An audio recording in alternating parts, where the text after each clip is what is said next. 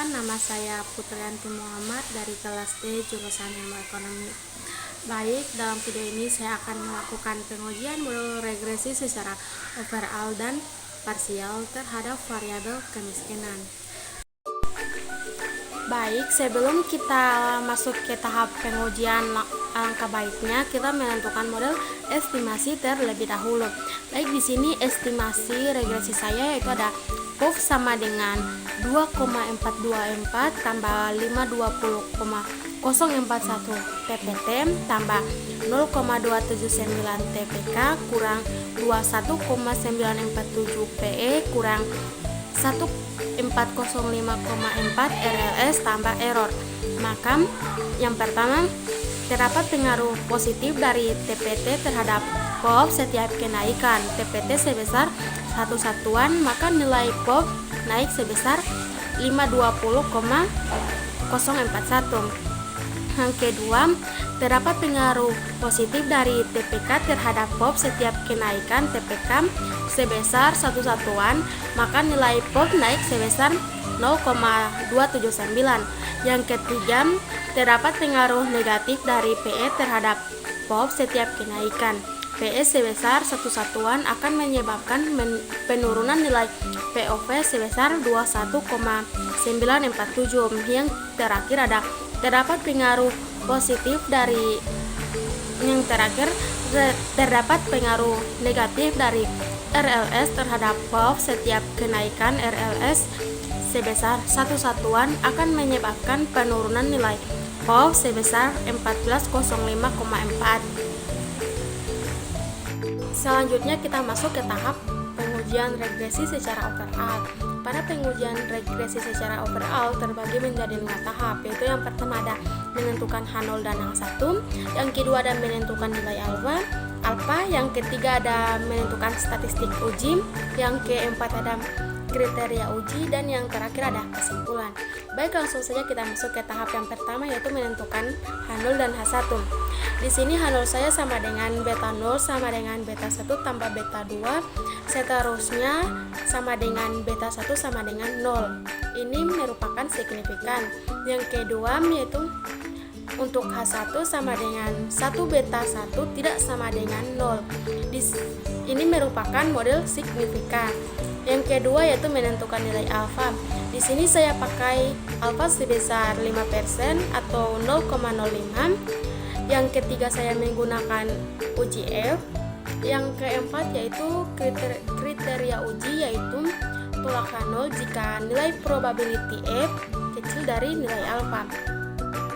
Yang terakhir yaitu kesimpulan, yaitu nilai F sebesar 2,216 dan nilai signifikan sebesar 0,148 sehingga besar dari nilai alfa atau 0,05. Maka dapat disimpulkan bahwa H0 diterima dan menolak H1 atau model tidak signifikan.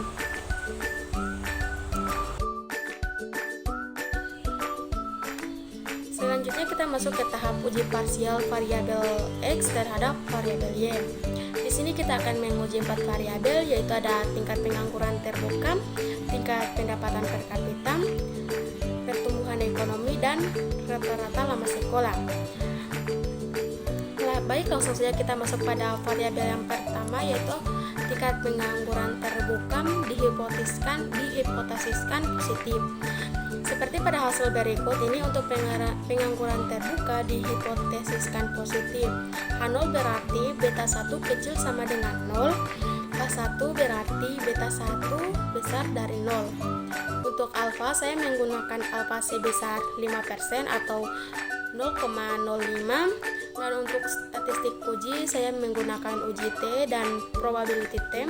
Dan untuk kriteria uji, dia dapat dikatakan signifikan jika nilai signifikan lebih kecil alfa dan tanda harus positif. Dan untuk kesimpulannya, dari hasil analisis yang diperoleh, tingkat pengangguran terbuka sebesar 0,066 dan tanda T bertanda positif. Signifikansinya 0,066 dengan alfa sebesar 0,05 lebih kecil alfa, karena terpenuhi dua-duanya, jadi H0 ditolak dan H1 diterima. Berarti ada pengaruh positif variabel TPT terhadap kemiskinan. Yang kedua, kita masuk pada tingkat pendapatan per kapita. Di tingkat pendapatan per kapita dihipotesiskan positif, berarti H0 berarti beta 1 kecil sama dengan 0, H1 berarti beta 1 besar dari 0. Untuk alfa saya menggunakan alfa sebesar 5% atau sebesar 0,05, dan untuk statistik uji saya menggunakan uji T dan probability T.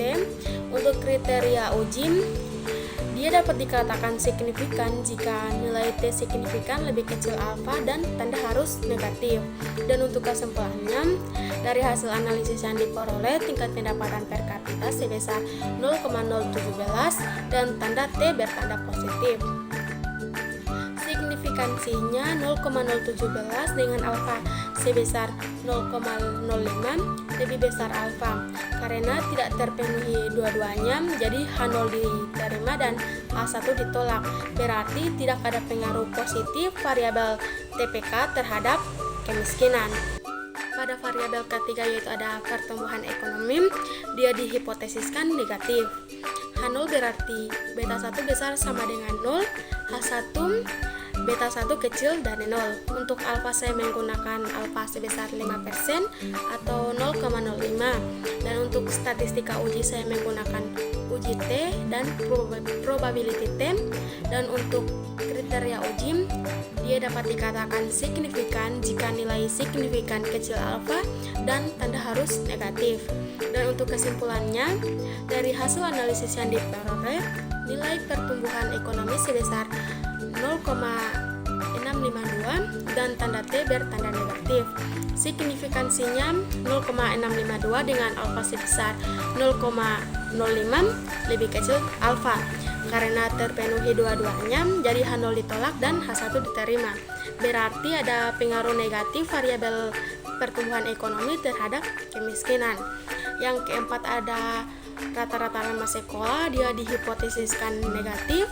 H0 berarti beta 1 besar sama dengan 0, H1 berarti beta 1 kecil dari 0. Untuk alfa saya menggunakan alfa sebesar 5% atau 0,05, dan untuk statistika uji saya menggunakan uji T dan probability T. Dan untuk kriteria uji, dia dapat dikatakan signifikan jika nilai signifikan kecil alfa dan tanda harus negatif. Dan untuk kesimpulannya, dari hasil analisis yang diperoleh, rata-rata lama sekolah sebesar 0,60 dan tanda T bertanda negatif. Signifikansinya 0,60 dengan alfa sebesar 0,05 lebih kecil alfa. Karena terpenuhi dua-duanya, jadi H0 ditolak dan H1 diterima. Berarti ada pengaruh negatif variabel RLS terhadap kemiskinan. Baik, selanjutnya kita masuk pada tahap koefisien determinasi, di mana seperti pada tabel berikut, yaitu tabel summary dilihat dari R2, di mana R4 besar pengaruh yang disumbangsikan oleh variabel bebas terhadap variabel tidak bebas. Dan untuk R4 dia sebesar 0,496 dilihat dari tabel berikut ini, yaitu dia sebesar 49,6% perubahan. Jadi variabel tingkat kemiskinan dipengaruhi oleh tingkat pengangguran terbuka, tingkat pendapatan terbuka, tingkat pendapatan per kapita, dan pertumbuhan ekonomi, dan rata-rata lama sekolah. Sedangkan untuk 50,4% disebabkan oleh pengaruh variabel lain. Demikian dari saya. Apabila ada salah, saya mohon maaf. Wassalamualaikum warahmatullahi wabarakatuh.